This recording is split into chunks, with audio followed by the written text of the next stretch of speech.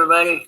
This is a book called Strega Nona, and if you hadn't noticed, there's kind of a medal on it, and that medal is because it's an award-winning book, and I like it too. An old tale retold and illustrated by Tomie DePaula, who has done a lot of great retelling books. I think she also writes her own books, but she likes to retell stories, and she does a great job. Strega Nona. There she is there.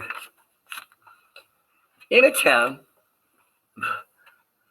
in Calabria, a long time ago, there lived an old lady everyone called Strega Nona, which means Grandma Witch. Although all the people in town talked about her in whispers, they all went to see her if they had troubles. Even the priests and the sisters of the convent went because Strega Nona did have a magic touch. Calabria is a state in the country called Italy. She could cure a headache with oil and water and a hairpin. She made special potions for the girls who wanted husbands. And she was very good at getting rid of warts. But Strega Nona was getting old, and she needed someone to help her keep her little house and garden. So she put up a sign in the town square. Help wanted, I guess. And Big Anthony, who didn't pay attention, went to see her. "Anthony," said Strega Nona, "you must sweep the house and wash the dishes. You must weed the garden and pick the vegetables. You must feed the goat and milker, and you must fetch the water. For this I will give you 3 coins and a place to sleep and food to eat." "Oh, grazie," said Big Anthony. "The one thing you must never do," said Strega Nona, "is touch the pasta pot. It is very valuable, and I don't let anyone touch it." "Oh, see, yes," said Big Anthony. Now, if you didn't know, pasta is, that's the same thing as spaghetti in this case. It's a magic pasta pot that makes spaghetti. Check it out. And so the days went by. Big Anthony did his work, and Strega Nona met with the people who came to see her for headaches and husbands and warts. Big Anthony had a nice bed to sleep in next to the goat shed, and he had food to eat. One evening, when Big Anthony was milking the goat, he heard Strega Nona singing, peeking in the window. He saw Strega Nona standing over the pasta pot. She sang, "Bubble, bubble, pasta pot, boil me up some pasta nice and hot. I'm hungry and it's time to sup. Boil enough pasta to fill me up." And the pasta pot bubbled and boiled and was suddenly filled with steaming pasta. Then Strega Nona sang, "Enough, enough, pasta pot. I have my pasta nice and hot. So simmer down my pot of clay until I'm hungry another day." "How wonderful," said Big Anthony. "That's a magic pot for sure." And Strega Nona called Big Anthony in for supper. But too bad for Big Anthony, because he didn't see Strega Nona blow 3 kisses to the magic pasta pot. Uh-oh, that must have been the last secret step. And this is what happened. The next day, when Big Anthony went to the town square to fetch the water, he told everyone about the pasta pot. And naturally, everyone laughed at him because it sounded so silly. A pot that cooked all by itself. "You better go and confess to the priest, Big Anthony," he said. Such a lie. And Big Anthony was angry, and that wasn't a very good thing to be. "I'll show them," he said to himself. "Someday I will get the pasta pot and make it cook, and they'll be sorry."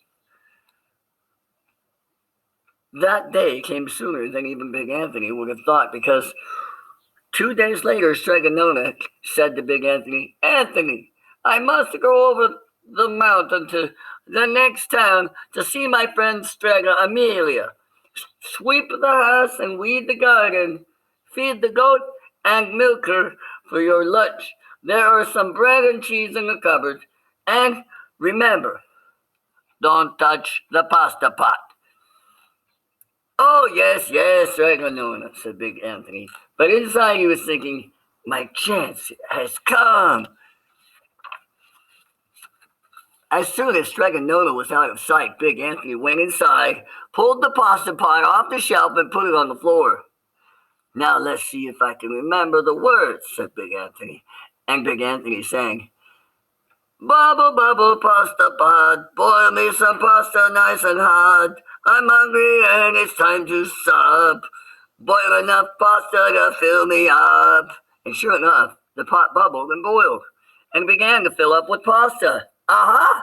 Said Big Anthony, and he ran to the town square, jumped on the fountain, and shouted, everyone get forks and plates and platters and bowls, pasta for all at Strega Nona's house. Big Anthony has made the magic pasta pot work. Of course, everyone laughed, but ran home to get forks and plates and platters and bowls, and sure enough, when he got to Strega Nona's, the pasta pot was so full it was beginning to overflow. Big Anthony was a hero. He scooped out pasta and filled the plates and platters and bowls. There was more than enough for all of the townspeople, including the priests and the sisters from the convent. And some people came back for 2 or 3 helpings, but the pot was never empty. When all had had their fill, Big Anthony sang, enough, enough, my pasta pot. I have my pasta nice and hot.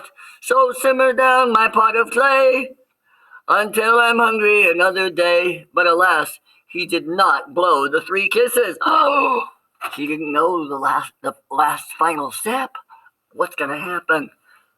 He went outside to the applause of the crowd. Big Anthony took a bow. He was so busy listening to compliments from everyone that he didn't notice the pasta pot was still bubbling and boiling until a sister from the convent said, oh, Big Anthony, look! And pasta was pouring out of the pot all over the floor of Strega Nona's house and was coming out the door. Oops. Big Anthony rushed in and shouted the magic words again, but the pot kept boiling and bubbling. He took the pot off the floor, but pasta kept on pouring from it. Big Anthony grabbed a cover and put it on the pot and sat on it. But the pasta raised the cover and Big Anthony as well and spilled on the floor of Strega Nona's house. Wow, mamma mia, that's a lot of pasta. Stop it, yelled Big Anthony. But pasta did not stop, and if someone hadn't grabbed poor Big Anthony, the pasta would have covered him up. The pasta had all but filled the little house. Out of the window and through the doors came the pasta, and the pot kept right on bubbling. The townspeople began to worry. Do something, Big Anthony, they shouted. Big Anthony sang the magic song again, but without the 3 kisses, it didn't do any good. By this time, the pasta was on its way down the road, and all the people were running to keep ahead of it. Man, can you believe it? Killer pasta. We must protect our town from the pasta, shouted the mayor. Get mattresses, tables, doors, anything to make a barricade. A barricade is like a big wall or something that will stop that pasta from coming into the town. But even that didn't work. The pot kept bubbling, and the pasta kept coming. We're lost, said the people, and the priests and the sisters of the convent began praying. The pasta will cover our town, they cried. And certainly it would have, had Strega Nona had not come down the road, home from her visit. She didn't have to look twice to know what had happened. She sang the magic song and blew the 3 kisses, and with a sputter, the pot stopped boiling, and the pasta came to a halt. Oh, grazie, thank you, Strega Nona, the people cried. But then they turned on poor Big Anthony. String him up, the men of the town shouted. That's not good. Now wait, said Strega Nona. The punishment must fit the crime. And she took a fork from a lady standing nearby and held it out to Big Anthony. All right, Anthony. You want pasta from my magic pasta pot? Strega Nona said. And I want to sleep in my little bed tonight, so start eating. And he did. Poor big Anthony. Looks like he became bigger Anthony. Well, what did you think? Do you think Strega Nona deserved the medal? It's a very creative story. I I like pasta, but I'm not sure I want a pot that just keeps on making it and needs 3 kisses to stop doing it. Because what if it filled up your whole house? Oh man. And your mom said, okay, get a fork.